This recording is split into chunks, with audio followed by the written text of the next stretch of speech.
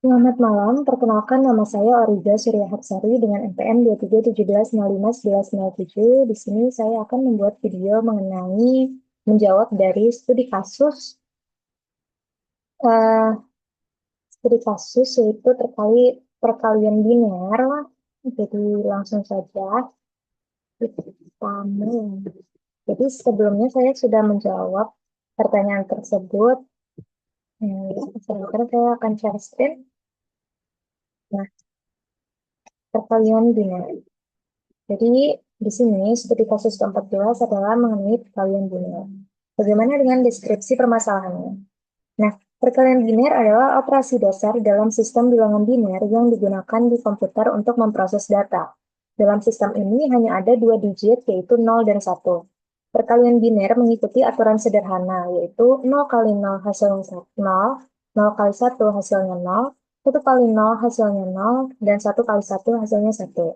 Jadi, jika ia dikalikan dengan 0, maka hasilnya adalah 0. Nah, analoginya seperti ini. Bayangkan, kita punya dua tumpukan koin, satu tumpukan kecil dan satu tumpukan besar. Untuk menghitung totalnya, kita akan melihat setiap koin di tumpukan kecil.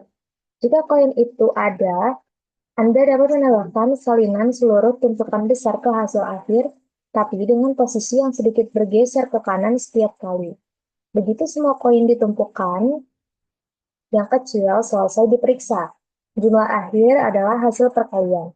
Inilah cara sederhana bagaimana perkalian biner bekerja. Dengan menambahkan dengan pergeseran seperti menghitung salinan. Tapi masalahnya adalah bagaimana merancang mesin otomata yang mampu menerima dua bilangan biner sebagai input dan juga dapat menghasilkan hasil perkalian biner secara sistematis. Jadi kita langsung masuk ke penyelesaian kasus dengan teori otomata. Pada mata kuliah teori bahasa dan otomata. Untuk menyelesaikan kasus ini, kita dapat menggunakan finite state automata atau FSA atau push down automaton yang disingkat PDA, yang dirancang untuk membaca bit-bit dari kedua bilangan biner, mengalihkan dan juga menghasilkan output. Langkah penyelesaiannya pertama, kita dapat merepresentasikan input dan output. Input berupa dua bilangan biner A dan B, lalu outputnya berupa hasil perkalian biner C sama dengan A dikali B.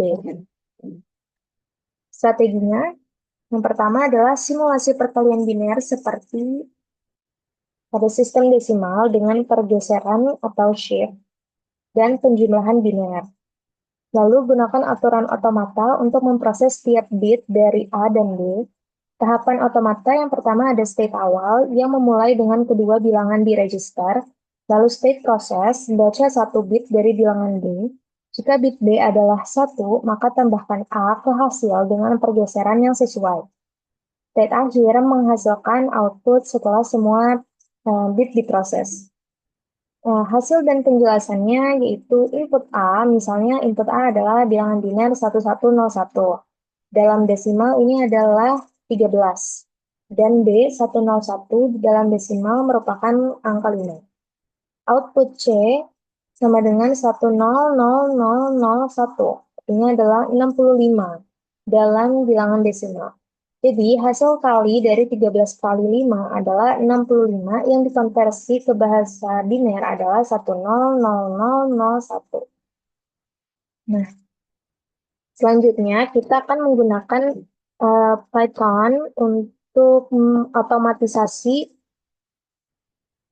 perkalian. Tapi sebelumnya sebenarnya di di Google juga udah banyak ya kayak kita misalnya tanya GPT aja tuh dia bisa kasih tahu kan yang berapa gitu, apa ya, berapa perkalian binernya.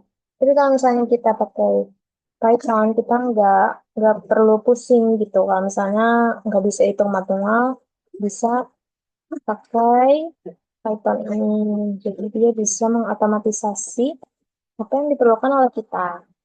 Nah, kita masuk ke kodenya. Di sini kodenya adalah perkalian biner dengan fungsi, yaitu nama fungsinya perkalian biner untuk A dan B. B. Konversi string biner A dan B menjadi angka desimal, integer, lalu A adalah integer A, 2, itu maksudnya ubah A dari biner ke desimal. Lalu untuk B juga sama, ubah B dari biner ke desimal. Kita masuk ke inisialisasi hasil perkalian dan shift. Hasil sama dengan 0 dan shift sama dengan 0, hasil akhir perkalian dalam bentuk desimal dan menghitung jumlah bit geser berkaitan dengan posisi. Lakukan perulangan selama B masih memiliki bit yang aktif, yaitu while B lebih dari 0, maka periksa apakah bit terakhir B adalah 1.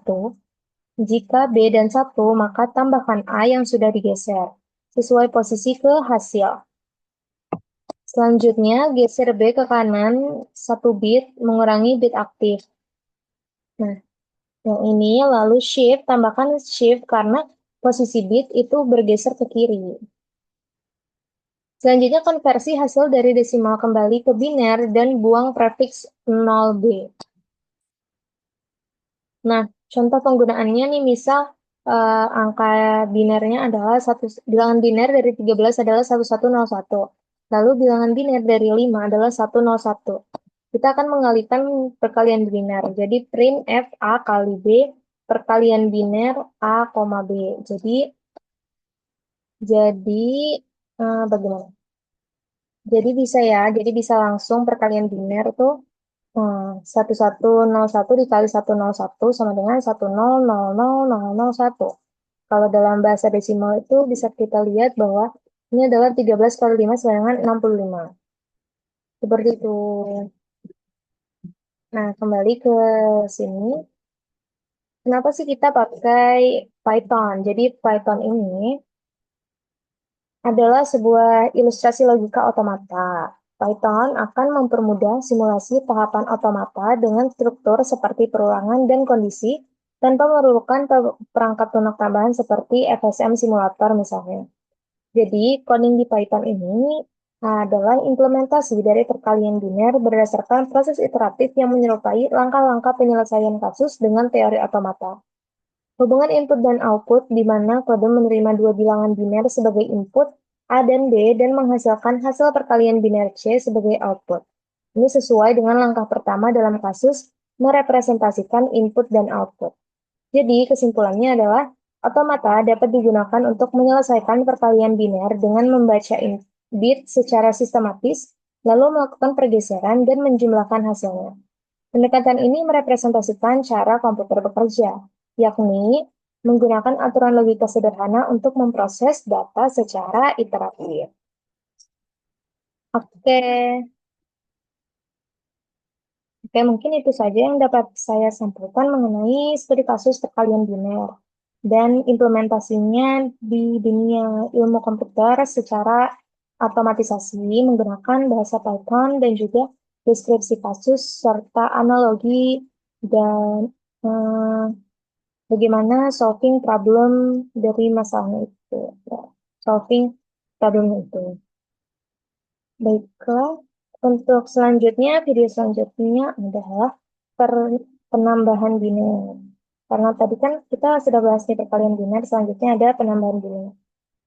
Oke, mungkin itu saja yang dapat saya sampaikan. Kurang lebihnya mohon dimaafkan. Jika terdapat kesalahan dan kekeliruan, boleh banget ditulis saja di kolom komentar. Terima kasih banyak. Sampai berjumpa di video selanjutnya. Terima kasih banyak.